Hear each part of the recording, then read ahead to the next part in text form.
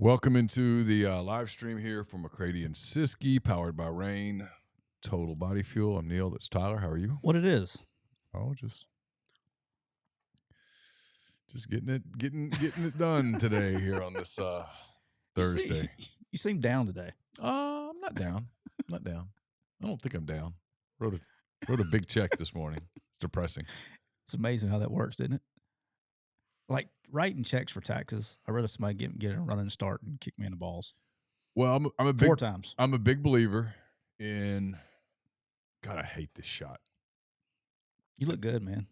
I look like I'm the Jolly Green Giant. You want to trade? Just so I can see how it feels. I'm a big believer that everybody should have to get the money that they earn and then have to pay the taxes. No automatic withholdings. Okay. People should see how much money the government takes from them. And therefore they would ask questions. Okay, where does it go? It's probably a good idea. That would probably do it. What do you do with the money? That would probably do it. I think it's a fair question. But there's so many people that because they never actually touch that money, they never see it in their accounts. And usually get some back. Yeah. And that's what they tell themselves. Well, I'm going to get some back. What if you just would have gotten it in the first place? Yeah. That's all. That's it. Ready to get this puppy started, man? Yeah. We're going to have a good show today. I'm excited. Are you excited? I can't sit here and say that I'm excited. I'm gonna get this. I'm gonna get this peach rain in me, and there's no telling what's happening today. Okay. I got a story I'm gonna tell, and I have to be very careful how I'm gonna tell it because I have somebody. I'll try not to out somebody. Okay. I gotta be careful telling it though. All right. This is gonna be a good one. Welcome into another edition of McCready and Siskey, powered by Rain Total Body Fuel. I'm Neal McCready. That is Tyler Siskey. Welcome into the show. It is Thursday, January the 15th, 2 o'clock Central Daylight Time as we get started, actually right on time, which is fairly rare for us. But here we are. Tyler, how are you? I'm good. Hey, the peach rain. I'm going with a peach rainstorm today. It literally smells like a fresh peach when you open it, like straight out of the basket. Oh. Like you can smell it. Like you can't smell strawberries from a strawberry drink and all that, right? You can. It smells like fresh sliced peaches. Louisiana peaches, Georgia peaches, Chilton County peaches. Those are the 2 peaches that I eat. Okay. I'm after picking peaches in Lincoln Parish as a kid. I don't peached out. Yeah, that the fuzz gets on you, right, and jacks you up. Yeah, I've told make your hands up. Yeah, well, what happens is when you pick peaches, you got to have everything covered. You got to wear gloves. You got to have your arms covered. You got to have your neck covered. You cover as much of your face as you can because of all the insecticides and the fuzz, and it itches really bad. Oh, it's like fiberglass. Somebody told me or something like that, right? Yeah, and if you scratch, it's awful. It's a wrap. You're done, and so you don't, and so it's hot. There's no doubt. Those were some days now. Those were some days. I mean, Chilton County in Alabama, which is right north of Montgomery on 65. That's the popular peach area in Alabama. And then obviously Georgia peaches. Those are kind of the 2 that, because I grew up in northeast Alabama. Mm-hmm. So basically right in the middle of it. So that's what I grew up. You know, it's depending on, I worked at the grocery store as a kid. So we kind of got both in. I would have to go to like off-season stuff after picking peaches.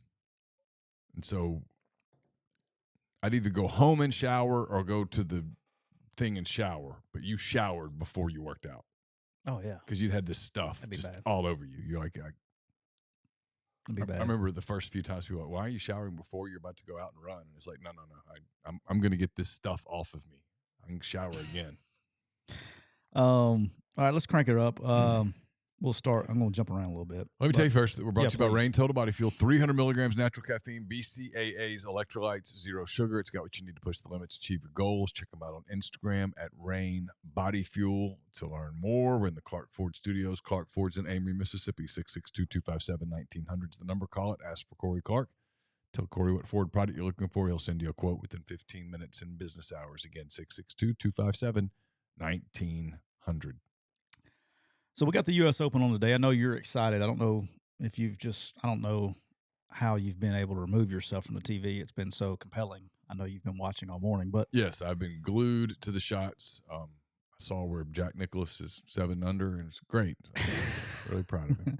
No, it's actually a Where are they playing? At the L.A. Country Club in Los Angeles, down, which is weird because it's not like L.A. on the beach somewhere, or, Pebble Beach. It's downtown L.A. Okay. It's a very interesting. They got a great setup this year, I think, because they have some scoreable holes, but then they have some carnage. I mean, you miss you can get unlucky and it's no bueno. So you got some holes that you better birdie. You got some holes that you just better bogey. It's a good mix. So I'm excited. They're going to let this bad boy dry out though. I watched the course superintendent got interviewed yesterday. He said he literally said we're going to be nice on Thursday and Friday, but there will be carnage over the weekend. Oh, so all they got to do is stop watering that bad boy, and it's all she wrote. Dries out, and but it's interesting if you hit it like we have it on TV, which people can't see from YouTube. But as you see, the grass around the rough and the greens is damn near. You can't do anything about it. Okay. So don't you love when you get those phone calls at 2:00? Like they know what you're doing at 2:00 on Thursday. Yes. Okay. But no, it's good. I'm enjoying watching it. But question I had for you is I'm sure it's are we having a real life Succession? Have you ever watched that show on HBO? I've not. It's the one. It's on my list of shows to try to watch. I have attempted to get into it a couple of times, and I just can't get through the first episode. It's super slow at first. So, and I know it's really, really good because if that many people tell you it's great, then it's great. You would enjoy it. I've just had a hard time getting into it, so I'm going to try to get into it because I need something to run to here soon. Yeah, you'll enjoy it. I feel like the Jay Monahan medical situation, we're having a real life Succession moment here. Happen out in. Oh, it's just a coincidence. I don't want to say anything, you know what I'm saying? But like, I feel bad. Like, am I an ass? No, I mean, no, of course not. We talked about this. The way it got handled was bad. There's no way that guy wanted to handle it that way. And so he's taking some time off. They're pushing him out. Oh, he's gone. You don't think he comes back? No. Really? He's bye-bye. You don't think he comes back? No. I'm interested. I want to see what happens there. I think that'd be great. All right. No way. Yeah. I do have 3 win bets for the U.S. Open. I got Xander. I think I got him at plus 1,800, and he is one shot off the lead. I have Bryson, which I saw he flipped it in there. I don't know if he's going to get a birdie. I have Bryson DeChambeau at like plus 4,000. Okay.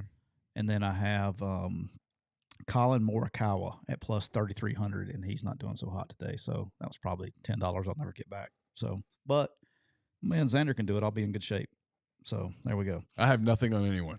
Nothing on anyone. No. This is the extent of my U.S. Open watching for the right weekend. Here. This is what you're going to watch. This is it. You won't watch it on Sunday, back nine on Sunday, if it's like real Brooks and somebody else coming down the back nine. Probably not. Man. It just doesn't interest me at all. It's literally un-American. I'm excited because on a scale of 1 to 10, with 10 being I can't turn away from this, and 1 being I'm really close to like 1.1. Really? Yeah, it just doesn't. I just didn't ever play, and it doesn't interest me at all. Jason came in and said Colin is only plus 1 good. He must have made some birdies somewhere I missed between my office and Neal's house because he was not doing hot when I left the office. It's probably, I imagine it's probably your opinion of golf is probably like how I am with soccer. We're probably vice versa in those two sports. No, I don't have anything against the sport Well, I don't at have all. anything against You hate soccer. don't You hate call it socialist. It is communist sport, but it's still a sport. Well, where I grew up, you had to. It just wasn't. There wasn't a lot of golf availability. And then I've said this to people before. I mean, people get mad. Now, people push back, like soccer people push back at people who don't like soccer. Right. I know that.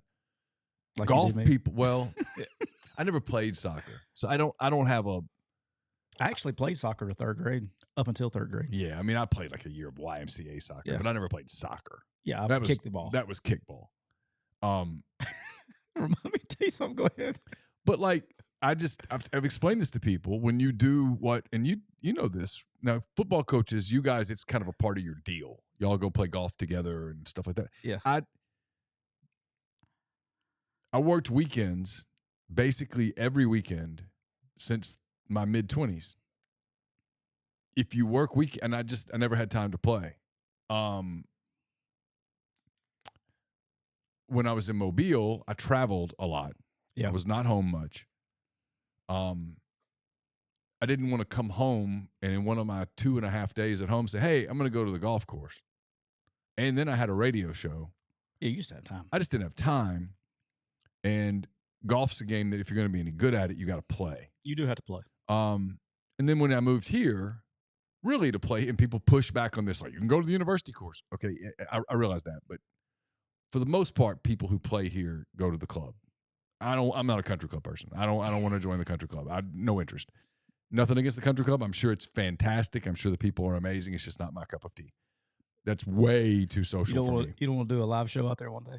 No. I mean, well, look, when I got here in 2008, I didn't know that I was going to like walk into like a hostile situation, which is kind of what I did. And then, 2015, 2016, the drafting things got, no, it's just not for me. I'm not going to go out there.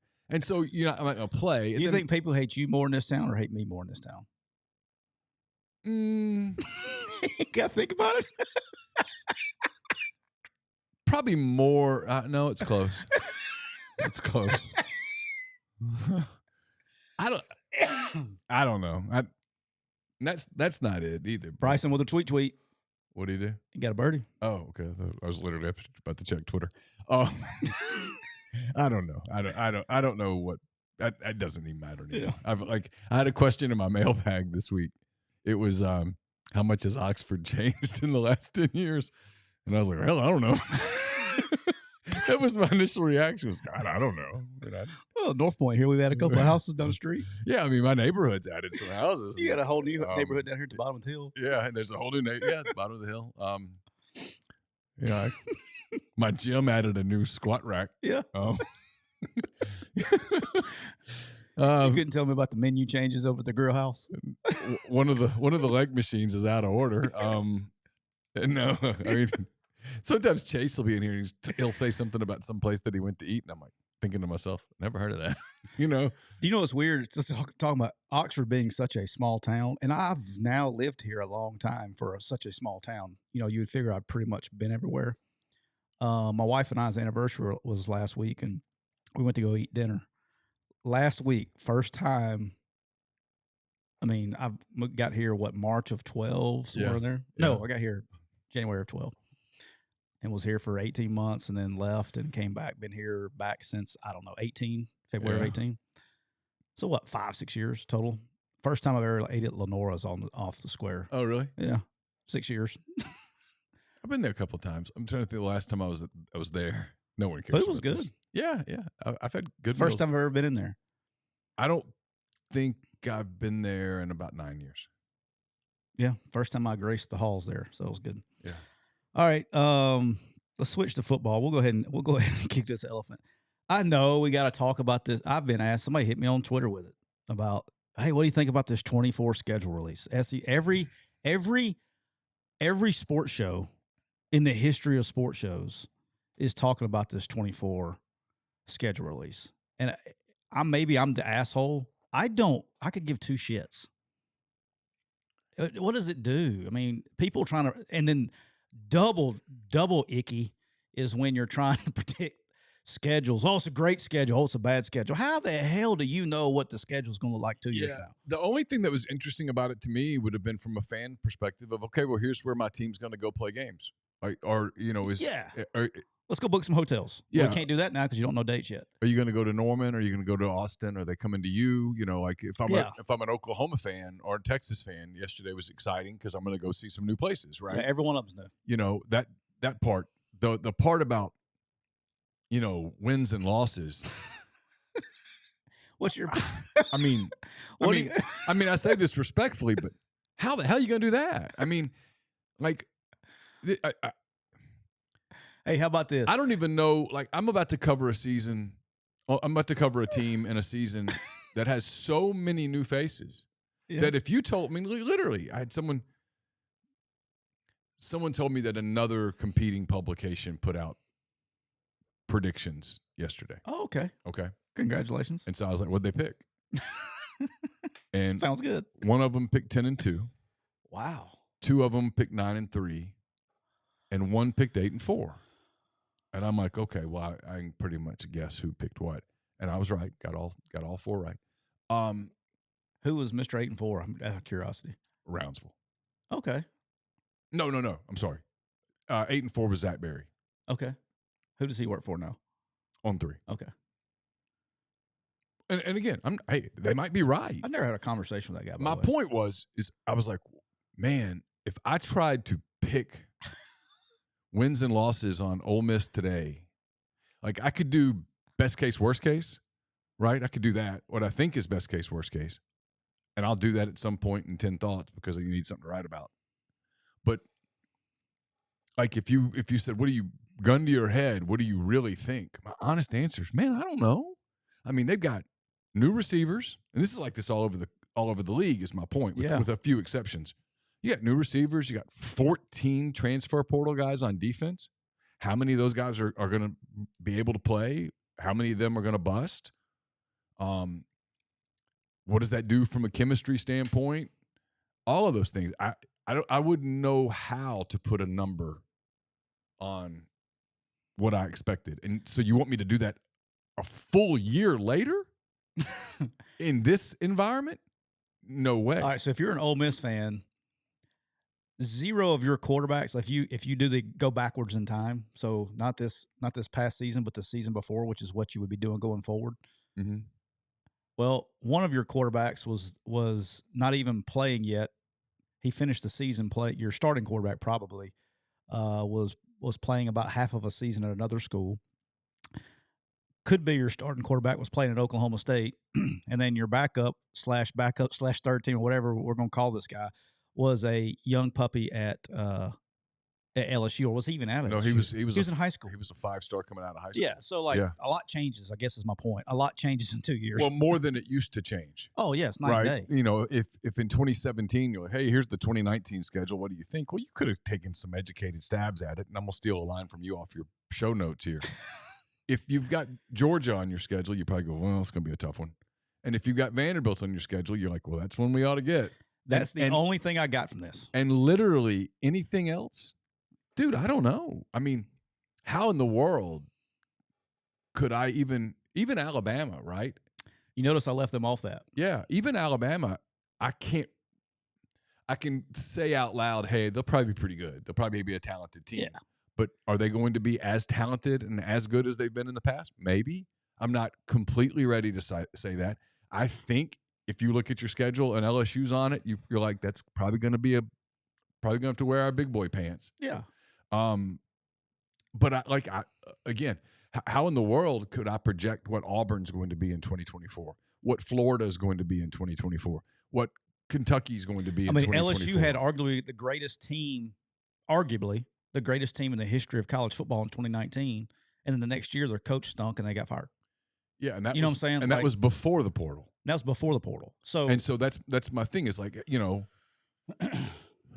how would you I think you can maybe, and boy, I'd be nervous doing this. You could even kind of look at trend lines like, okay, South Carolina kind of trending up. Okay. Well, what if Beamer in 2 years is not there? Yeah. Or what if they have a hard time replacing Spencer Rattler? Yeah, I mean, there's so Um, many. I mean, You know, like if like you, my whole point with Alabama was Nick's going to be 72 in October. yeah. So, I fully expect him to be the head football coach at Alabama in 2024, by the way. right.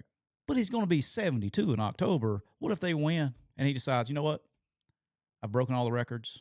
Hey, I'm going to go hang out with the grandkids. Sure. How do you think that place is going to look like a Porter Wise when he leaves? Or if, a health thing pops up. Yeah, I mean, You you know, don't it's ever anything, know. right? And so you look at trend lines, and frankly, there aren't many trend lines anymore that you can feel like you trust. Like I think people will look at Missouri, for example, and go, "Oh, that's one we ought to get."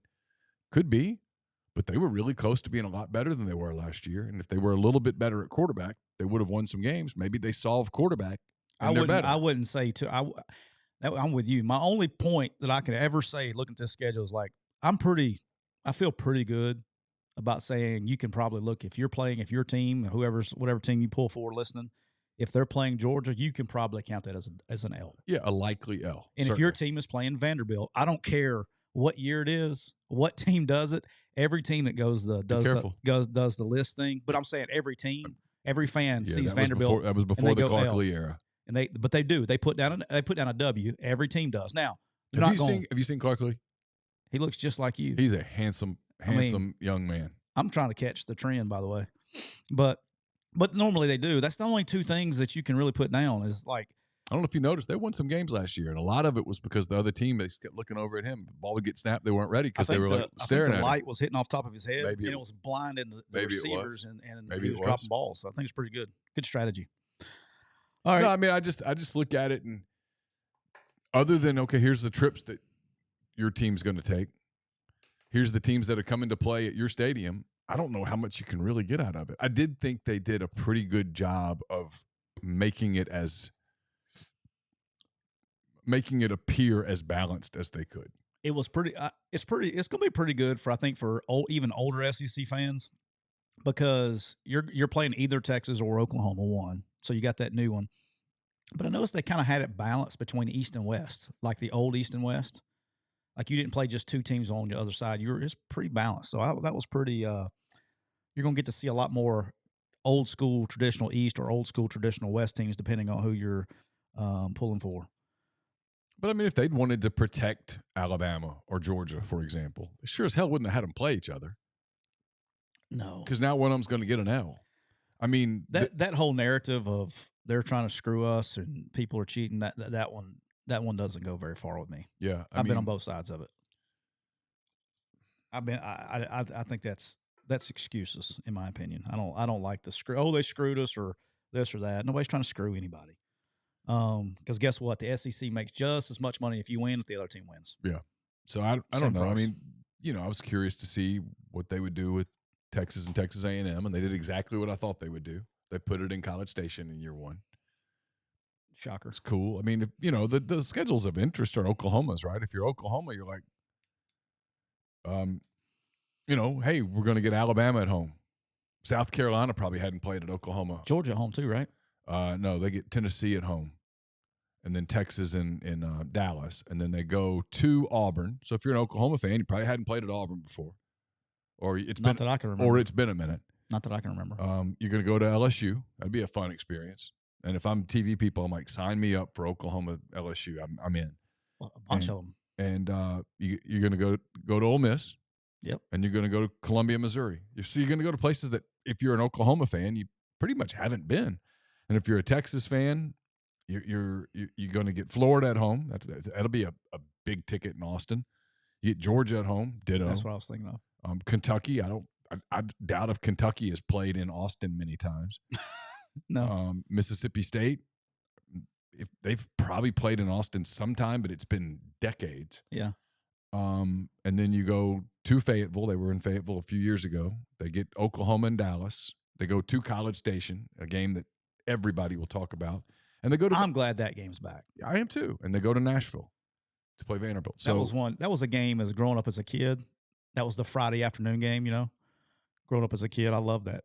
I love that game. Friday after Thanksgiving. That was just kind of a staple. When I was a kid, we would go to my Uncle Tom and Aunt Sandy, who now live in Memphis, but they lived in Chattanooga at the time. We would always do Thanksgiving at their house or whatever, right? And then my mom and my aunt and my grandmother would go out shopping, back when people actually shopped in stores, would do the Black Friday shopping. Mhm. And then me, my uncle, and my dad and my brother, we would go to a local sports bar, eat lunch, and watch that game. That's just kind of what we did on Friday. It was kind of tradition, you know. Yeah. And that game went away. That was kind of sad. You know, they protected the 3 neutral site games.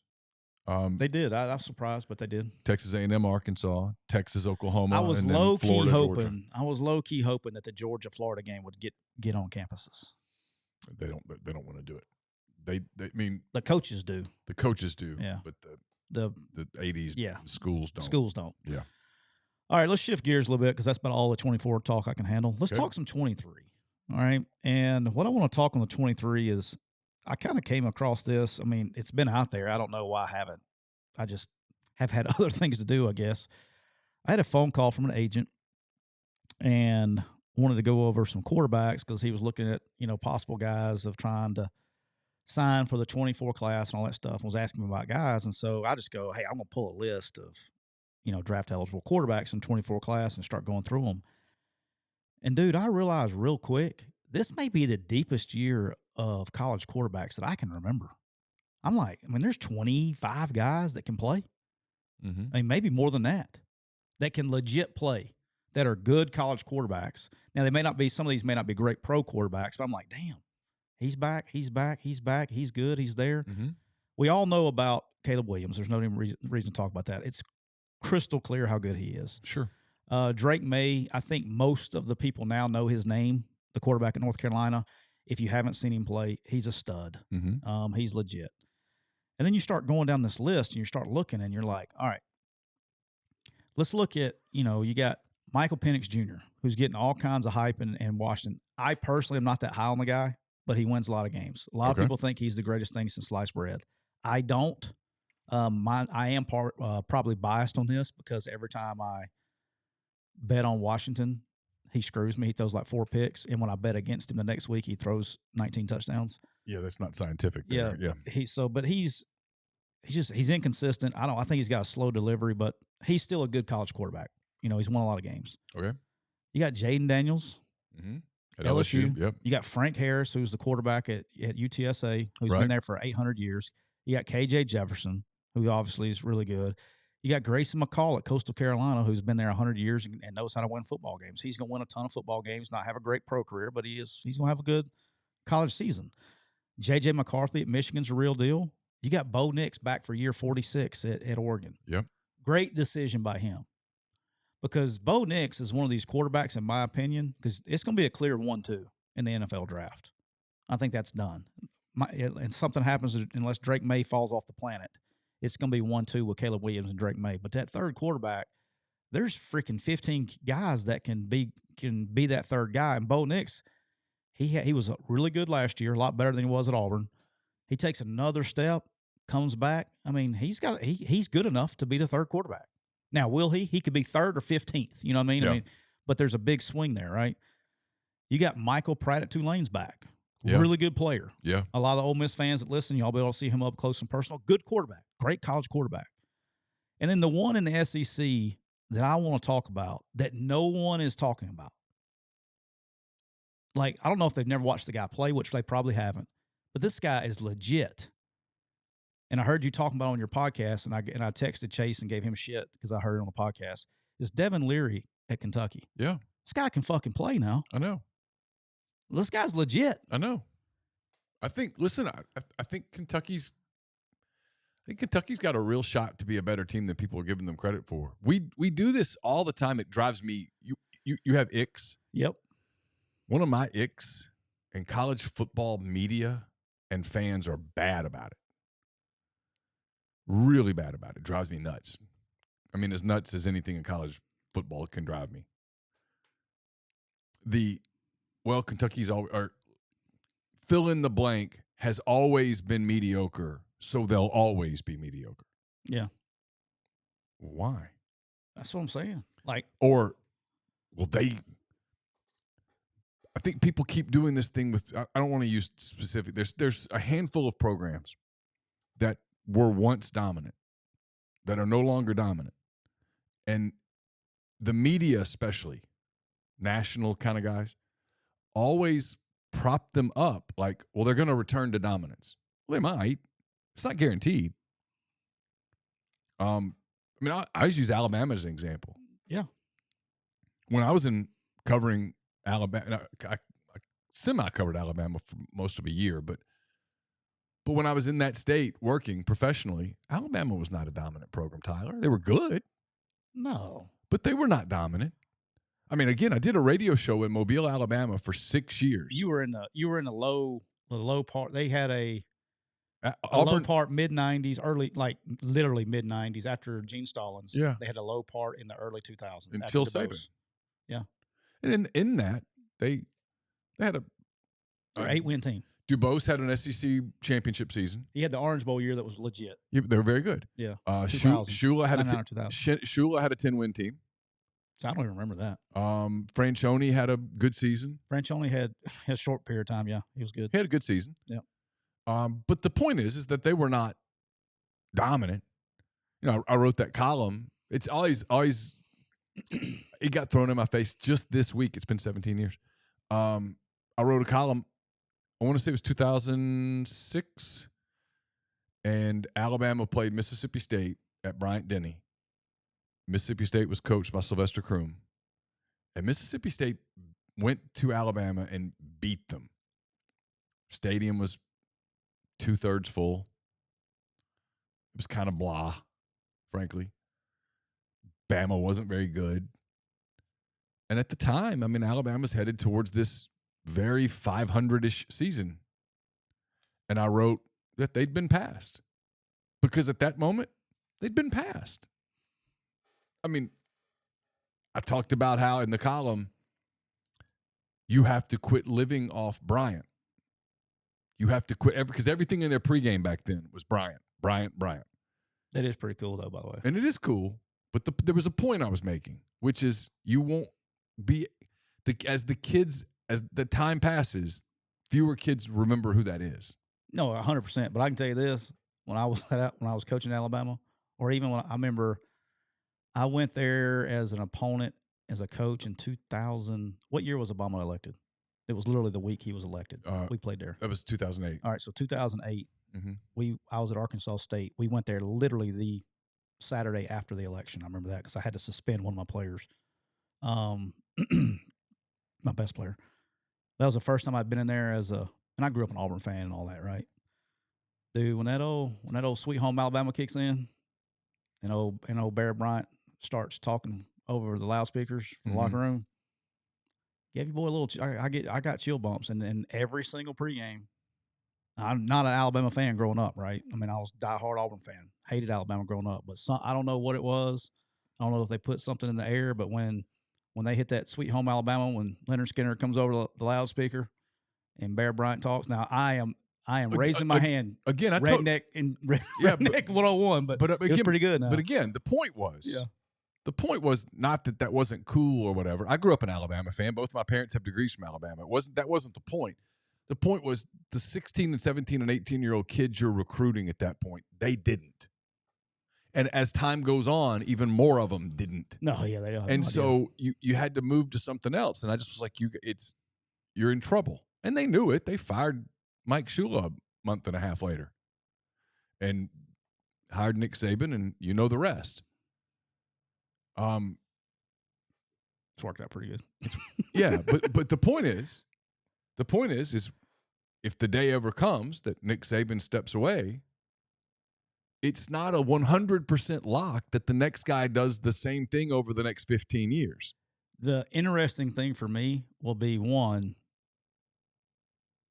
with the portal era we're in now, how much of the talent leaves, and then you have to restart with a new guy. That's going to be critical whenever that change occurs. So, but as it pertains to Kentucky, I mean, I think there's this thing that people do. They're like, oh, well, Levis is gone, so they're going to fall off and they're going to go back to being. Hey, they've been pretty steady for a while now. Well, you know what I mean? My whole deal Stoops has done a really good job in terms of program continuity. He went back and got the offensive coordinator who'd been successful before. Leary was a pretty good quarterback at NC State. They were undefeated before he got hurt. You know, so I think they're one of the teams that If you put that exact same set of circumstances at, say, Auburn, everybody would be going, oh, look out. But because they're Kentucky, I see that. Because they're Kentucky, people don't do it. I think you're more likely to see 2021 Kentucky than you are 2022 Kentucky. Not saying that's going to win the SEC East or anything like that. Sure. I just think you're more than likely going to see the 2021 version of Kentucky this year than you did last year. Were they 7-5, 6-6 last year? 7-5 and lost the bowl game. I can't remember. Something like that. I know they played whatever, but all right. They lost to Iowa. Yes, they got hammered.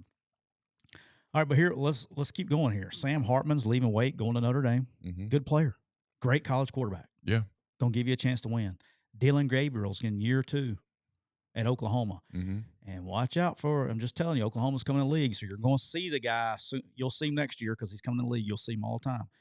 They got a freshman named Jackson Arnold. I think it's literally his name's Jackson Arnold. Yes, this guy can freaking play now. Yeah, he's a dude. He's going to be good, and he's going to have a year really to sit and learn. He's going to be the backup. He'll probably play some, but this guy's going to be good, especially when Levy's system. He's going to be good. Cam Rising in Utah. The guy literally led his team to a Pac-12 championship. Nobody's talking about the guy. All right. Jalen Daniels at Kansas. The guy led them basically to an undefeated season until the last, 3 games a year. The running quarterback before he gets hurt late in the year at Kansas. Yeah. Good player. You got Leah Tagovailoa at Maryland, good player.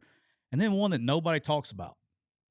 Some guys do, some guys don't. If you want to give you a Heisman, I guarantee you his Heisman odds are through the roof. That would be great odds on a guy. Jordan Travis at Florida State. Oh yeah, that kid can play, man. Yeah, and they're going to be a good football team. He's going to get plenty of pub. Now he's got the tough on the first week, but dude, he's a hell of a player. He's like year 4 in the system. He's a dude. Quinn Ewers at Texas, how good he was before he gets hurt last year. He's coming back. Mm-hmm. You got Joe Milton at Tennessee, good player. Spencer Rattler at all of his shit, good player. Talented kid. Jackson Dart at Ole Miss. I think he's going to be the starter, but we'll see. Riley Leonard at Duke. Going to be a first 2-round draft pick. Quarterback at Duke. Nobody even knows the guy's name. Be a top 2-round draft pick. And we can keep going on and on and on. Last guy I do want to say something about, Cam Ward at Washington State. Yeah. The kid can play. Yeah. So my point is this, is you got 25 or 30 quarterbacks, maybe closer to 30, that can legit play. And you're talking about, and those are all Power 5 schools. So you're talking about over half of your schools are going to have dudes. And, I didn't go over some of them, but I think you're going to see good quarterback play, and I think the football is going to be a lot better this year. Now, a word from our sponsor, BetterHelp. It can be tough to train your brain to stay in problem-solving mode when faced with a challenge in life, but when you learn how to find your own solutions, there's no better feeling. A therapist can help you become a better problem solver, making it easier to accomplish your goals, no matter how big or small. I've used therapy as a way to handle stress, clear negative thoughts, mentally relax a little. For me, it's a life changer. If you're thinking of giving therapy a try, BetterHelp is a great option. It's convenient, accessible, affordable. It's entirely online. Get matched with a therapist after filling out a brief survey. Switch therapist anytime. When you want to be a better problem solver, therapy can get you there. Visit BetterHelp.com/MPW today to get 10% off your first order. That's BetterHelp.com/MPW. Our next partner is Athletic Greens. I drink AG1 by Athletic Greens literally every day. I gave AG1 a try because I wanted better gut health, sustained energy, immune system support, and I hate taking pills. I drink AG1 every morning. I love knowing I'm doing something good for my body, giving my body the nutrition it craves, and covering my nutritional bases. Covering my nutritional basis for the day literally couldn't be easier, which is why I trust Athletic Greens. I just mix 1 small scoop of AG1 with water, drink it first thing each morning, done. I also like that it costs less than $3 a day. Pretty good if you ask me. It's a really effective daily habit with the highest quality sourced ingredients. It's a win-win. If a comprehensive solution is what you need for your supplement routine, then Athletic Greens is giving you a free 1-year supply of vitamin D and 5 free travel packs with your first purchase. Go to athleticgreens.com/MPW. That's athleticgreens.com/MPW. Check it out. You see this right here? Watch this guy. From about 100 feet away at plus 1,800. Oh, there's your guy. Let's go. How about that? If he is leading down the stretch, will you watch for me? Give me some good luck on Sunday. You'll have to let me know that it's happening. I'll give you a heads up. All right. All right. Xander with about 100-foot putt. That is 6 birdies on the day, no bogeys. He's playing well. All right. Look, I was yesterday years old when I found this out. I didn't even talk to you about this beforehand, but this is bad, man. All right. So, we're having all these recruiting rules change and all this stuff come August 1st. We're going to like no unlimited official visits for the kids and all that stuff. So I'm talking to one of the schools yesterday, and he's like, yeah, this is happening. I'm like, the NCAA is taking away host money for official visits. Okay. All right. So let me explain to all the fans what that is. So, Neal, let's say that you're a recruit. Okay. I'm a player at ULM. Okay. We're gonna be Warhawks. All right. Awesome. All right. The coach would come to me and be like, you commit, you're good. Coach would come to me and say, hey, I want you to be Neal's host this weekend. Okay. Okay, cool. And so what they do is they would give you host money for you to take the player out after hours, entertain them for whatever reason. Sure. Right? Yeah, sure. And over time, this has been going on since as long as I can possibly fathom being involved in college football. This has been going on. And the number has changed, but I remember what used to be like $30 a night or whatever. I want to say it's somewhere between 75 and 100 a weekend now that you would give a player, and that money would be used to like, okay, you're going out with a kid or whatever, you're going to late night pick up burgers, you're going to buy beer, whatever. Whatever you're doing. They're taking away that money that you're giving the player, okay? And then you're going to have to receipt it and be expensed and put an expense report in for it to get reimbursed. That's so stupid. Why? That was my deal. It's what are we doing? All right, let me tell you how bad this is. Just give the host $100, and we're paying players even all if this the money. kid, even if the host ends up with an $18 profit, so what? Which is what they always have done. They're always going to end up with a profit. No one's ever going to spend more. But it was like you would get kids to host because they were like, "Hey, maybe I can get an extra $20 in my pocket this week." And that's when you didn't get any money, right? Sure. But here's what they don't realize. Okay, 2 things. So I'm going to be. They don't have. This is whoever came up with this rule is the same guy that said immediate eligibility is okay. It's probably the same exact guy that had his hand up. Hey, I got an idea. All right, so let me be hand raised guy for the NCAA for a second because they don't have one apparently. And they got different. They come up with the weirdest shit. But this is the part of the NCAA that bothers me to death is when you come up with rules that absolutely make no sense. All right. Note to the NCAA: the places where they're going to be spending that host money is not going to be on an expense report. Okay, I've never seen somebody get a receipt for a cover charge. You think they're going to try to expense a half a case of beer? No. You think they're going to be, when they go through the drive-through at Taco Bell at 2 a.m, do you think they're going to go, hey, can I get a receipt with that? Yeah, come on. No, they're kids. All right? No, they're not. So this is what's going to happen. And some of these kids, now look, some of the kids make a ton of money in NIL, they'll be fine, but some kids don't have the money, especially at Group of 5 schools, to even do this. So here's what's going to happen. The assistant coach is going to say, hey, here's $100. Take care of him. Mm-hmm. Guess what that's called? It's a violation. It's cheating, technically. But right. But it's against the rules, and they will throw you under the jail for it if it gets proven. Right. Okay. 100% that's what's going to happen. Of course. And everybody knows it already. So why would we put a rule in place that's going to cause people to break the rules? That makes no sense. In a system that wasn't broken. There was nothing wrong with it. No, it was fine. There was nothing wrong with it. So we're going to force staffs to basically cheat. And I'll tell you, another reason the coaches don't want it, and hell, I wouldn't want it either. Well, if I'm bringing in 20 kids a year, man, I say 100, 200. I mean, I'm out $2,000. I'm out $2,000 that I would like to spend somewhere else. Hell, I may want to put it in my bank account. But coaches are going to be out money for their own because kids aren't going to do that. And then they're going to say, wait a minute, where's your receipts? You didn't get him anything? Now there's going to be an investigation. You're going to be looking to find something because kids aren't going to be turning in receipts. This is completely one of the dumbest rules to go in place in the history of the NCAA. Second behind where you couldn't pick them up you used to not give them a ride. Even if it was a tornado coming down the road, you couldn't give them a ride. So It makes no sense. But anyway, that's my soapbox on that for the day. Literally, they could be out in a thunderstorm, and you had to leave them out. Yeah, used to. Not anymore. That's 15 years old. But yeah, used to. Yeah. This is why when people are like, "Hey, the NCAA is going to fix all this stuff," I'm like, "Man, you guys, you're asking a lot." Well, that was my whole point. Is they change rules all the time. People don't realize it because it doesn't get publicized. Of course, but they change shit all the time. They can change anything they want to. That's why I said they could change the immediate eligibility. And then this one's going to be affecting it. And I want to talk about this. I mentioned it very briefly in a podcast probably about 2 months ago, but it's getting closer to time.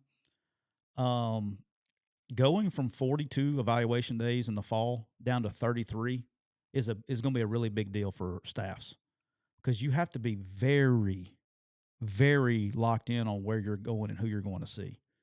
You got 42 days was already tough. Like, let's say you got I would try to have my list around 50 going into the season. So I had 42 days, and I was going, okay, I'm going to try to find 8 days where if they're recruiting Neal, McCready, and Tyler Siskey, I want to find when do they play each other, and so I can kill 2 birds with 1 stone. Like, you start trying to do stuff like that, but you knock it down to 33 days, it's going to get tight. Some head coaches still like to go on the road, and they're not going to go see but like the top guy, right? So now you put a little more pressure on it. You don't have these throwaway days anymore. So being very detailed in where you're doing logistics-wise is going to be very important for recruiting staffs come the fall. So that's a big deal. What's the reason for taking the days away? I think they're is that something coaches want, by the way? No, not necessarily. Not in the fall. Okay, but they're cutting the days back in the spring as well, right? Because they're changing the rules to where it goes contact starting next January. So I think that has a little bit to do with it. Okay, they're kind of pulling everything back a little Gotcha. bit. But it's just you have to be, and it's going to happen in the spring too. They're going from 168 to 140 in the spring, and being organized and knowing where you're going is going to be really important. Like, there's none of this like, hey, I'm going to Birmingham to see Neal McCready. Let me just stop by Gardendale and see who they have. Right. You're going to have to know exactly where you're going, and everybody's got to be on the same page. And a lot of staffs don't do that. So it's going to cause some issues amongst staffs, inner workings of staffs here before too long, and starting in the fall.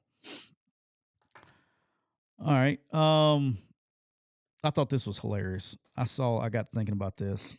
I'm going up the top here. So I was just reading on ESPN. I guess it was yesterday. Today the 15th. Yeah, it was yesterday. Chris Lowe did a story. Did you see this? I did. ESPN.com. Chris Lowe did a story about Nick Saban's kiddie camp, for lack of a better word. Yeah. Young kids. Yeah, so he did a story about the kids camp. And I didn't get I got warned about it before we did it. And I didn't really, because we would have the high school camp the first week of June. And they were like, now look, he's going to run this thing just like the high school camp. And I'm going like, look, they're 8 to 13. They're not, because we get, look now, camp at Alabama different than everywhere else. Yeah, it's sure. practice. It's practice. And people don't realize, like, Nick Saban coaches in the camps just like he does on Tuesday of the LSU week. So during a high school camp, we would stretch them, whatever, and we had what we call like a county fair, right? So we would have like bag drills and wave drills. We had dots. We'd have a W drill, all this stuff, square cone drill, all this stuff for movement. And we would go around and evaluate players. They would go outside in position groups, and then I would walk Nick. We'd start whatever position we started at, and I would walk. And let's say we started like receivers were right out the door, right? So we'd start with Billy. And I'd say, Billy, I'm starting with you today. And so Billy would put all the prospects, the guys we're recruiting, in the front of the line. And so myself and Nick, and I was really walking Nick around, telling him who the guys were. And we're watching these kids go through drills. And we'd go to running backs, tight ends, so on, all the way around the field, right? Well, once we would always finish with DBs. Well, when we finished with DBs, he stopped. Like, because you always had to go to DBs last. He went in there and took over and would coach the high school DBs at camp. Yeah. Like he was coaching on Tuesday of the LSU week, right? And no joke, 100. Get after their ass, the whole deal. And then they were telling me, "Hey, look, kids camp's gonna be just the same." I'm like, "Come on." Yeah, he's not getting all over a 9-year-old. Come on, because when I tell you kids camp was the same, and we had it back then, they're only doing one day now. We used to have a spend the night camp. We'd register Sunday afternoon. It was like Sunday, Monday, Tuesday, and they go home they get half a day Wednesday. Parents come pick them up like noon. But there was no prospects to evaluate, so he would go straight to the DBs after the bag drills and stuff. We're doing bag drills and all this stuff with the players, with the kids, and he's getting pissed off about how they're getting ran and all that stuff. I'll tell you about that in a second. And but he would go straight to the kids. And the kid's like 8 years old. He's like, "Hey, hey." I mean, near leg, near shoulder, near leg, near shoulder. I mean, he's coaching them just like he always does. So that was a great article that Chris wrote. It kind of took me back in time, but it was to the point of this. So I literally laughed because he wrote about this. This was one thing they told me to do, and I had to do it. So everybody has it. It's apparently still going on however many years later. So every Sunday when Sunday camp started for registration, they would register at the Malmore Center. And then he had a little tent, but outside he would take his picture with every single camper. They would have their camp T-shirt on that they issued him, and they'd come up. He did his high school camps, everything. And we're talking about 1,200 kids now. And they would form a line. They would come in like on the side that the visiting team is on. They would come through that opposite gate, and they would just start a line. And we were like at the 20-yard line or 15-yard line by the home locker room. Yeah. This long line of kids. And they would come up, and they would so I was with him. I had to go up as they were getting up. So I'd take like 10 or 12 at a time. But like, hey, look, make sure your shirt's tucked in. They had to tell him the shirt had to be tucked in. When you go up there, you shake his hand really hard, and you tell him what your name is and where you're from. Okay. And you would like rehearse it with him. Like that was how, if it didn't happen, like if a kid came up there and his shirt I was getting my ass ripped. If an 8-year-old shirt tail was out, I mean, it had to be perfect. Right. And so that's what we did. Right. And so this goes on for hours. And then he'd get like 400 in. I mean, it's hot as hell out there too, right? He'd be like, "Hey, can I get a break? Can I get a break?" So he'd go in the tent. We'd pause him for a minute. And he'd get a little water or whatever because he's sweating bullets, man. He's out there, we're kind of cheating the drill, but he would come in there and do that. Well, Chris Lowe writes about that somebody was having to go say, tuck your shirt tail in, shake his hand. I started cracking up laughing. I was like, yep, shit hadn't changed. But the kids camp, I started cracking up laughing reading this article, and this is why. The closest I've ever come to a legit fist fight with an adult was at kids camp. And it was with another coach who may or may not be a head football coach in this league right now. Oh, God. All right. Okay. And so remember now, it was going to rain. I'm skipping right over it. I still got a little time left. I'm skipping right over it. All right. So it's going to rain. All right. And so it's going to rain. We're in a staff meeting, and he was like, "Hey, y'all," talking to two coaches, said, "Y'all need to have plans for what we're going to do with 1,200 kids when the rain comes, like alternate practice plan." Because we had a legit practice twice a day. So that happened, and we left the staff meeting. Well, I do what I always do. We get ready. We go stretch lines. I'm with Nick. They finish stretching. He talks to the kids, and we break them up. And like half of the camp is doing like running drills with Scott Cochran, and then the older kids are doing the county fair part. All right, Nick takes this county fair stuff serious, and what I mean by county fair, the agility drills. Yeah, I mean that's his baby. Okay, all right, and there are two particular drills that he spends a majority of his time at, and that's the bag drills and the old school monkey rolls. Like up, down, roll, flip, and all that stuff. Yeah. All right. Well, Kirby would always run the what do you call it? Monkey drill or whatever it is. What they call it? Monkey rolls. Where you're rolling over and a guy jumps over you. Yeah. I know what you're talking about. You know what I'm talking about. Up, down, hit the ground, all that stuff, right? Military stuff. Usually 3 guys in a drill. Yeah. So Kirby ran that drill to make sure it was right. And then usually Lance Thompson would run the bag drill because he's been with Nick so long, he knew exactly what he wanted. Okay. The bag drill's like going over the chop over the bag. And, in and out, all the stuff, right? Yeah. And so during kids camp, they would during kids camp. I'm so nervous right now. I'm literally so nervous. I'm just.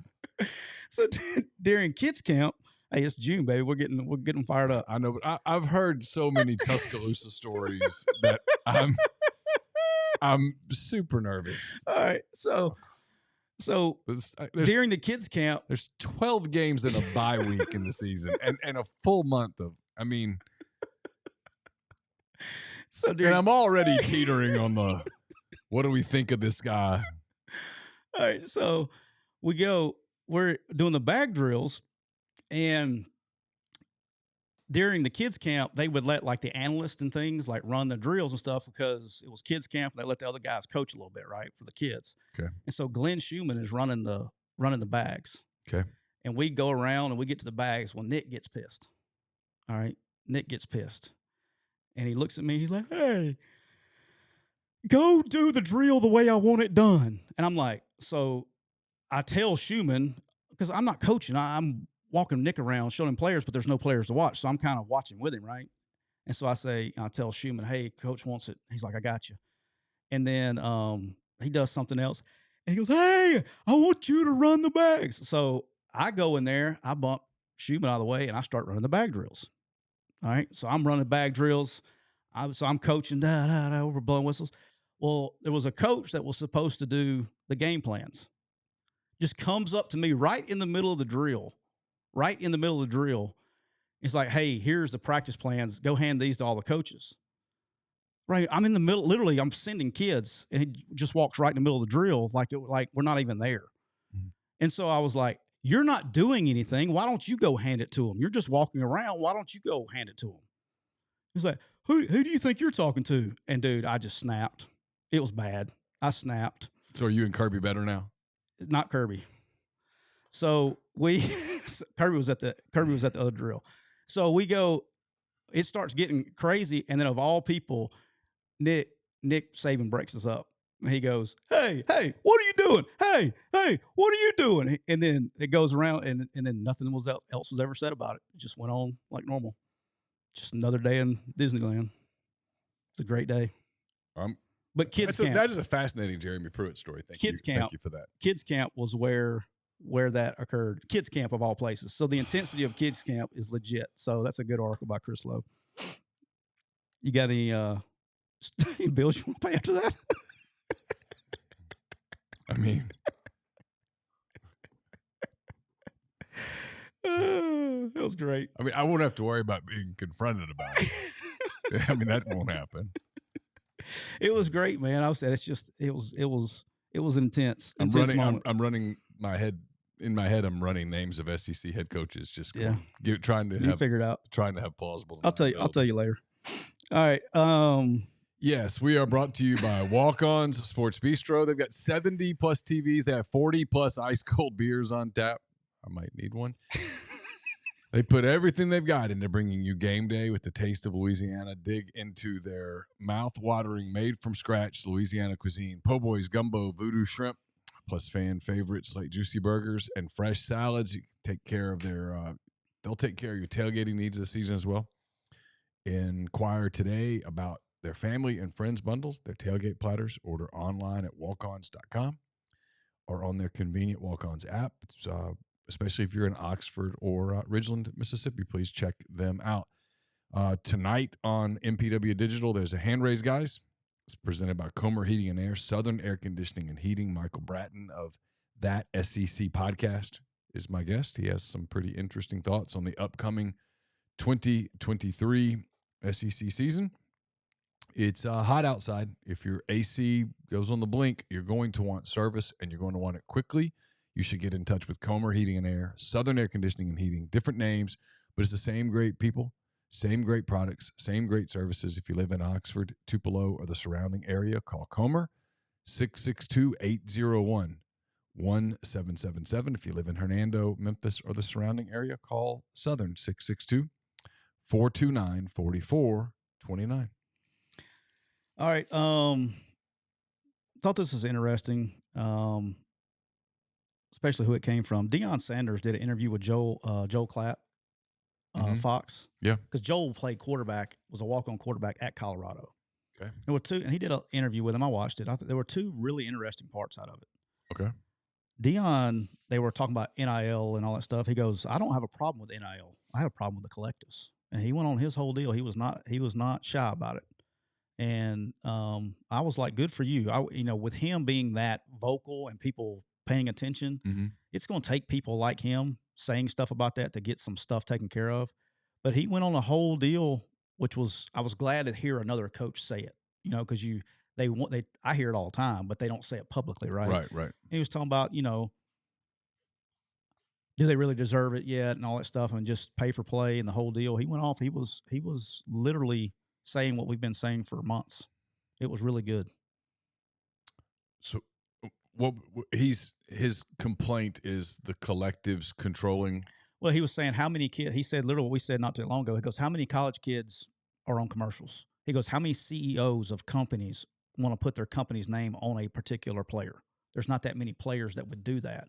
Okay. I said the collectives are pay for play. Of course. It's not NIL. No. And so he was like, he doesn't have a problem with NIL. He goes, we have 2 players on our team that really deserve NIL, and that's Travis Hunter and his son, Shedeur Sanders. Okay. That's who can get NIL. He goes, but the collective handles everybody else.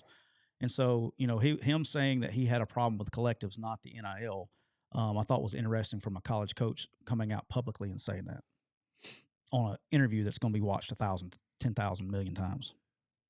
Yeah. I mean, I've hit a point with it where I've talked about it so much that I'm tired of talking I'm just about saying it. It was interesting. It is interesting that coaches say that. I mean, I firmly believe that the market is going to correct itself over time. Yeah. It will if that's the case. I mean, it can't not, right? It will. Yeah. Logically, it tells you it will. Now, there's going to be some people that get upset because they think that there's this massive payday coming. And frankly, in defense of the kids, there's a lot of people telling them that the payday's coming. Oh, you're going to get this.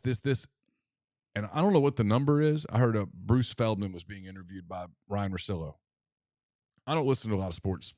I listen to very little other like college football programming. If I'm gonna listen, I don't listen to a lot of sports, period. If I do, it's typically NBA. But on this show, they were talking about pay for play and about the promises that are made. And Feldman, who's pretty connected in college football circles, knows a lot of coaches, was basically asked, how many of the deals that get consummated actually come to fruition? He said about 20%. I said, that's about right. Where a guy is promised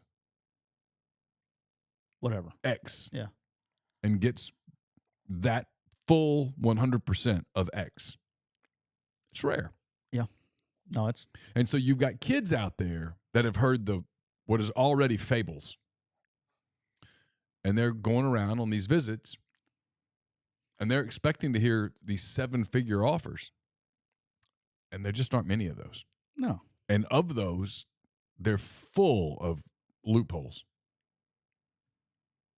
100%. So the wave of very disappointed, disillusioned, I got screwed kids is coming, in my opinion.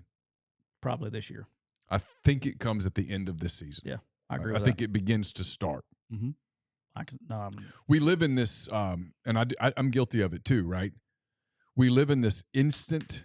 If someone says, "Hey, this is what I think is going to happen," and then it doesn't happen in 3 months, like you're an idiot. Nikola Jokic got drafted by the Nuggets 9 years ago. Yeah, things take time. They do to percolate. He percolated. You know what I mean? No, I mean, things take time. You start a tequila company. You want to? I talked to someone yesterday who did, and it was very interesting. But if you start a tequila company, you can get the Blanco out pretty quick. Okay? You can get the Reposado out fairly quick. But if you want to put the Añejo out, well, it's going to take a year because it has to be an Añejo. It has to store for a year. So you can say, hey, we're going to have this great product. Yeah, but it's going to take some time. And I just think this NIL pay-for-play era, we're at the very infancy of it. We're still very new. But because we live in it's on Twitter every 4 seconds thing, it feels like we've been doing this forever. No, it really haven't. It's just getting started. It's worn me out. And it's going to fix itself to some degree. The other thing of note of this interview was Klatt threw him a softball. Threw him a nice big old beach ball on expectations. Just served it up to him. I'm talking about 3-0 right down the middle, 75-mile-an-hour batting practice. Okay. And he went the other way with it. Okay. So it was talking about expectations. So he was like, hey, basically set the question up like Deion, or said, whatever it says, Coach Sanders. He goes, a lot of people don't, they just don't understand where this program was. It was at 1-11 and what you got to build and all that stuff. I mean, just sets it up. Yeah. T-ball. For him to say, hey, it's going to take some time. Set it up. Nope. He said he wanted it all right now. He expects to go compete for it all this year. Well, look, I mean, he's there, and he's certainly entitled to his opinion and his optimism. If Deion Sanders turns Colorado into a Pac-12, Pac-10, or whatever the hell it is, contender this year, my hat's off. Congratulations. You're better than anyone thinks you are. Kudos. Yeah, if he does that, he won't be there very long. Oh no! I mean, he'll be able to. This year, he would be one. Well, everyone will start going. How do you do this? I mean, okay, we'll see. I mean, here's the thing is like, we can call it what we want to call it. They don't have the NIL money, collective money, whatever you would like to call it. They don't have what everybody else has had. And if they're able to be that successful, because it's going to have to come from the portal if they're going to be that successful. Yeah, they got to really coach. And they got good coaches now. Yeah, I know great assistant coaches. Yeah. You got Charles Kelly, you got Sean Lewis, you got Sunseri, there's some dudes there now. Yeah, sure. All right, they got great coaches. That's not going to be an issue. But it's going to require a massive hit out of the portal, and it's not easy. I mean, they got to play Oregon, they got to play USC. They start with TCU first game of the week. First, they got to go. Nebraska's going to be better. Everybody. Sure. Matt Rule's at Nebraska. They're going to be better. They're doing the same thing. There's not. I mean, it's not the easiest schedule in America. So if he does it, then I'm with you. I'm a hats off to him. But that would probably. I want to see, because I think adversity is going to hit them at some point in time this year. Sure, I think that's safe. I would like to see how that response is. I'm curious. That's what I'm curious about. They're one of the – look, I didn't ever think about Colorado the last couple of years. No. I never spent a moment thinking, I wonder how Colorado's going to do Saturday. I'm curious this year. Yeah. They're prime time first week. I mean, 11 a.m. They are absolutely on the radar this year. People are watching. Yeah. So, that was one of the goals, and mission accomplished. All right, I'm going to come. And I'm not one of the people that wants to see him fail. I mean, if he fails, he fails. But I'm not one of these people. God, I hope that guy sucks. I'm not me. No, not me. No, nobody. I don't know if anybody wants to see him fail. I'm curious. I've heard some people like, that guy's whatever. I'm like, come on. I mean, his personality. You want sports to have personality. So look, he's if you can say one thing, he's outside the box. He's done it different than everybody else. Sure. Yeah. If it works, he's a genius. Now he set himself up. In the media, if it doesn't work out, it's going to be rough because of over the top stuff. People are going to laugh at him. It's kind of like when you go on social media unnecessarily and take shots at people, you set yourself up. For sure. Okay, and it's why I was never a trash talker. Yeah, I mean, ever. This thing called karma. He actually, one of my players listens to this show, and he's going to know who he is.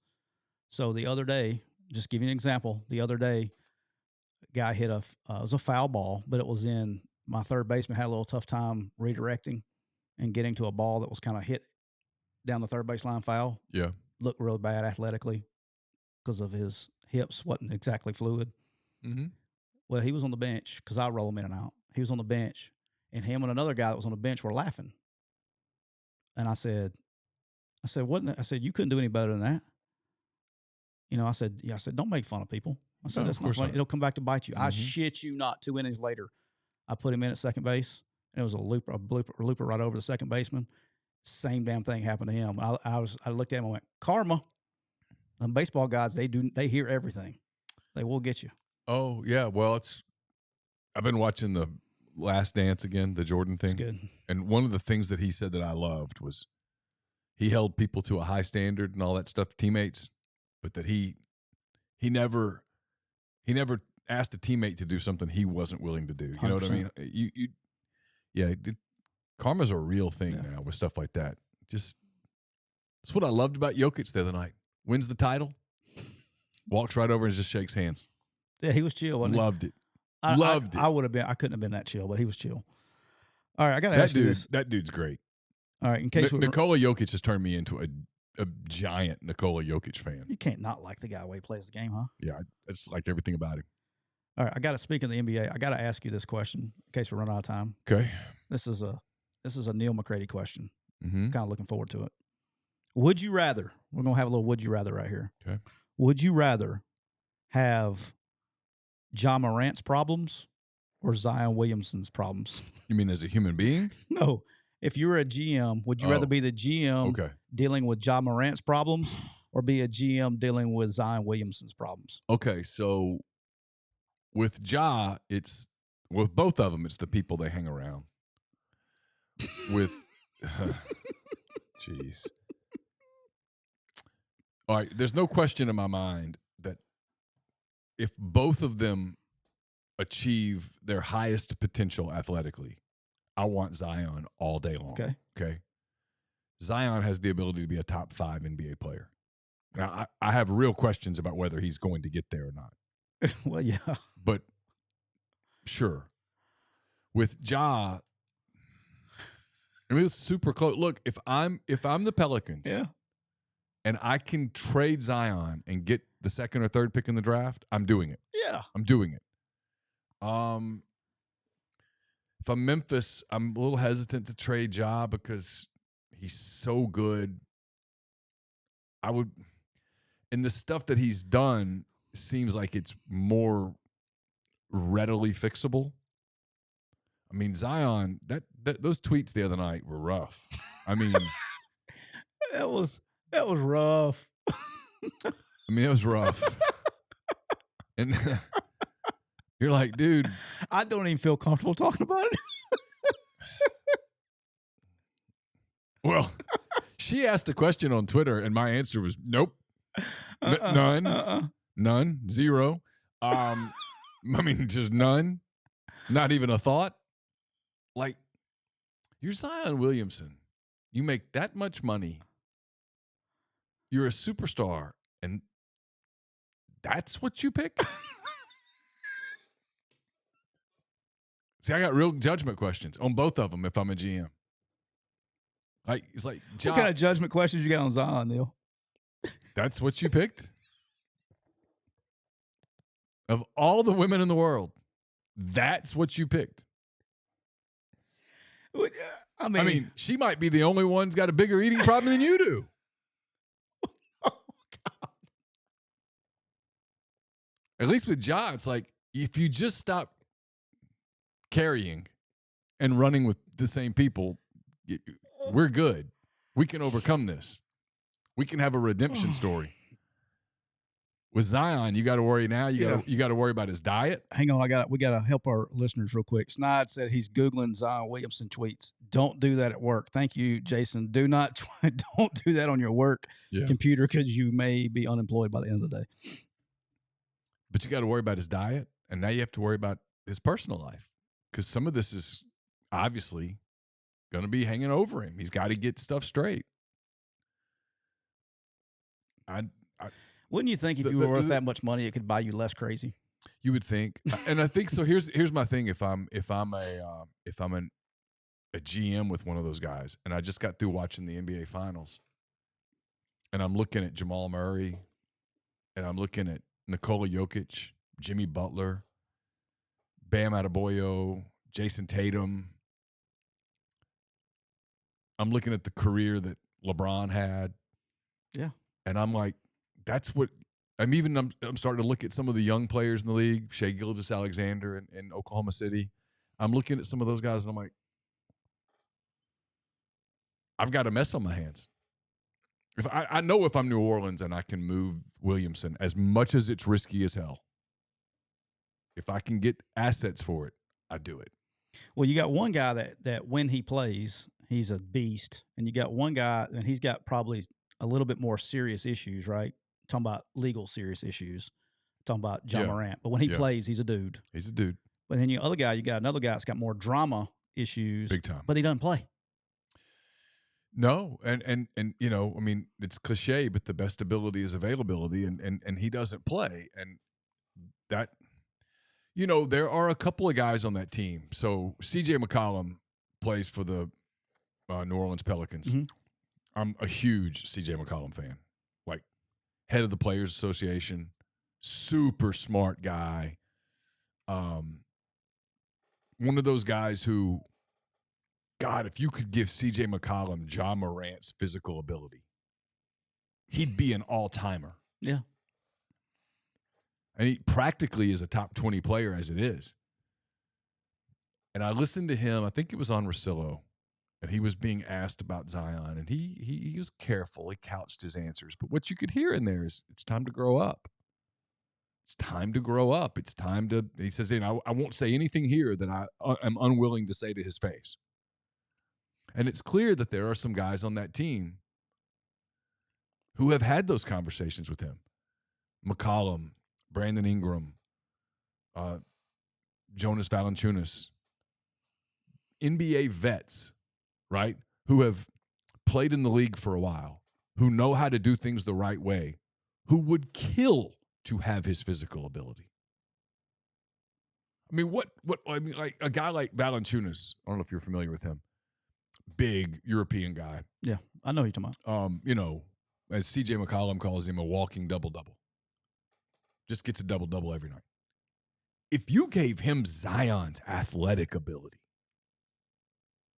God, he would be Nikola Jokic. Yeah. And so it has to be maddening inside that building. And you know those guys, I'm sure some of those guys laughed at the tweets and stuff. And then I'm sure some of those guys were like, I want to win a title. This guy's got a max deal. If you're the GM, that's part of it too, is like the NBA, the new CBA that's going into effect July the 1st. It makes it where you get a couple of guys on your team on max deals, and you're pretty restricted on what you can do to build around them.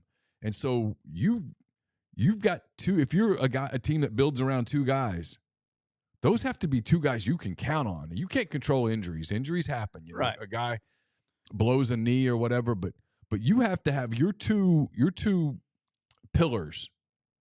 They got to be team guys. They got to be culture guys. They got to be like Jokic and Murray. They've got to be, you know, a guy like LeBron, like Jordan. It has to be those kinds of people who, Giannis Antetokounmpo. It has to be people that, by God, this is the standard that we hold the organization to. And if you're building and one of your pillars is a guy like Morant, who right now is not dependable, and a guy like Williamson, who is completely undependable, it has to be from an organizational standpoint incredibly frustrating. And I'm going to say this, and again, I've never coached basketball a day in my life, but it's the same thing. I think both of these situations is a complete failure on the organizational part as well for not protecting the investment. And I know everybody's like, well, they're grown men. They got to act like grown men. If you're the Grizzlies, what do you do? I mean, what could you have done differently? You're paying somebody. What did we say is getting paid? $250 million, something like that. I mean, it was $200 million, right? Something like that. If I know, because you know, before you write that contract. Oh, sure. You know the kid what his problems are. Sure. Inside the building, you know. Oh, absolutely. I don't care what is out in public. Absolutely. They know. You know what a kid's problems are. Yeah. This news about the porn stars was not news to the Pelicans. Same thing, right? Right. You know what the problems are. Mm-hmm. And if you think that's going to be a problem, and I'm paying you $250 million, I'm going to pay somebody's ass whatever it takes, $250,000, $300,000 to basically be a professional babysitter. Right. That's true. That's called protecting the investment. In college football, those positions are called player development. If anybody ever wonders what all these former players come back and they get the job, it says player development. That's protecting the investment. That's what they do on every staff in America.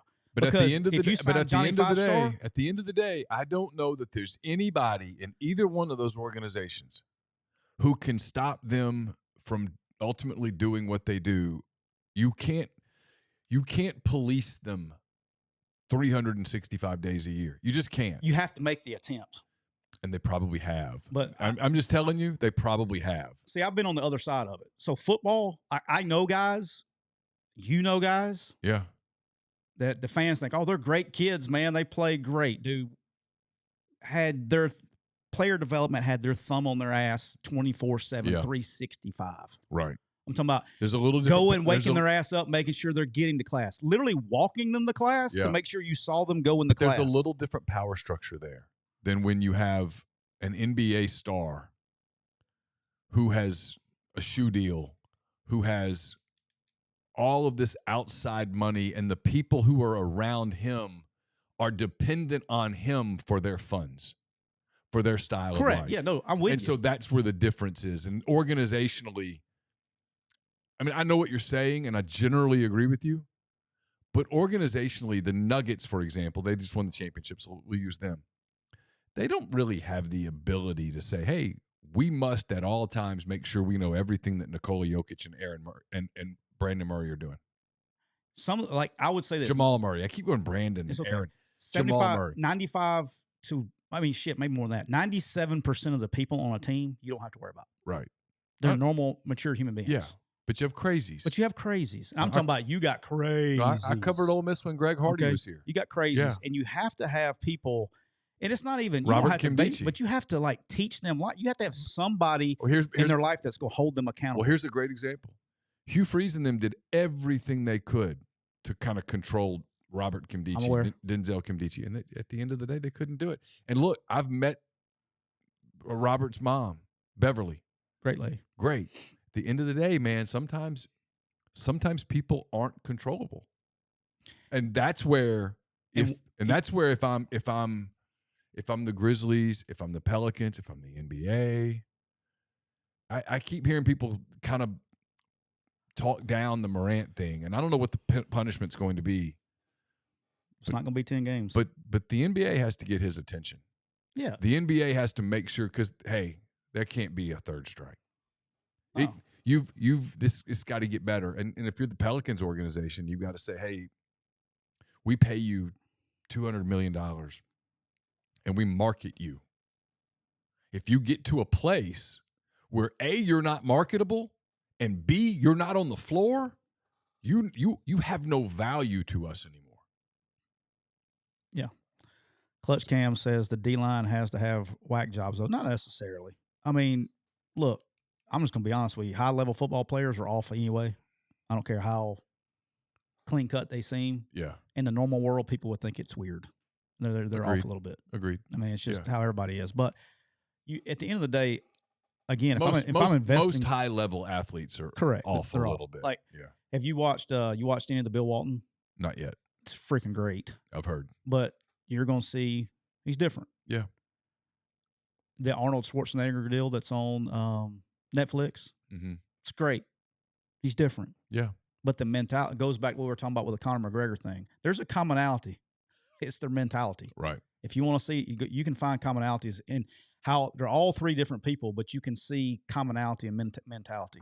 So, hey, I want to finish up with this. Yeah, I was hoping we would. Okay. I just want, because I didn't want to start with it because it's kind of depressing, but it's awful. Very sad, but in case anybody didn't hear it, MUS player Deion Stutz, who was an Arkansas defensive line commit in the 24 class, passed away on Tuesday from an ATV accident on their farm in Batesville, Mississippi. Just to see somebody that had so much in front of them that passed away, I just thoughts and prayers are with his family, the MUS family, just everybody. It's just a bad deal, man. Even some schools that weren't sure whether they thought he was whether they thought how far they wanted to take his recruiting. Even those schools really liked the young man. Yeah, they really liked the kid.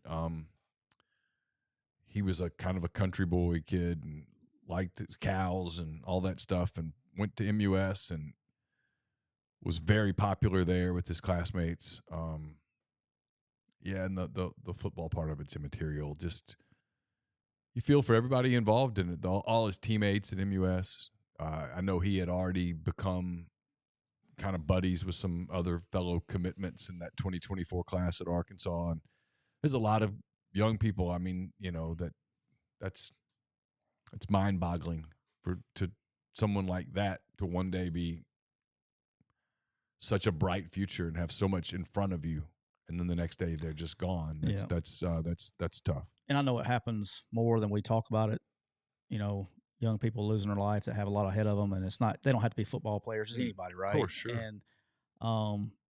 And I guess this is part of getting older, but the older you get, it seems to be more frequent, or you pay attention more, maybe because you have kids or whatever it is, just really sad. That was a bad, that was terrible. I saw that, I guess that was Wednesday, yesterday. I saw that whenever it came out. He was a kid that Ole Miss had recruited a good bit. He had been here on a couple of visits, and I know the people there at Ole Miss spoke highly of the kid, the person, the football part. People measure and explosiveness and all that stuff, and you make decisions, and sometimes those decisions are right, and sometimes those decisions don't work out. But they liked the kid a lot, and I know that the staff at Arkansas really liked the kid. They obviously thought highly of him as a football player too, but they really liked his personality. Yeah, I think they thought that he was one of those kids who had a chance. Obviously, it's hard to project that stuff, but that he had a chance to not only be a good player there, but to be one of the kind of locker room glue guys. It's a huge loss. Just feel awful for his parents. Yeah.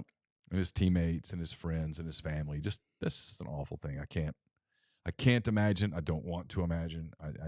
That's awful. And my thoughts and prayers, for whatever they're worth, go out to everyone who knew him. Yep, same.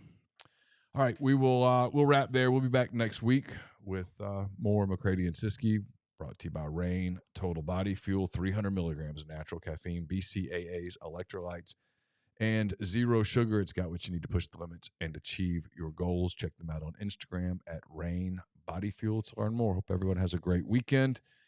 Don't forget, we'll have Hand Raised Guys tonight at 7 on MPW Digital, and it'll be available as a Friday Oxford Exxon podcast. For Tyler, I'm Neal. Take care.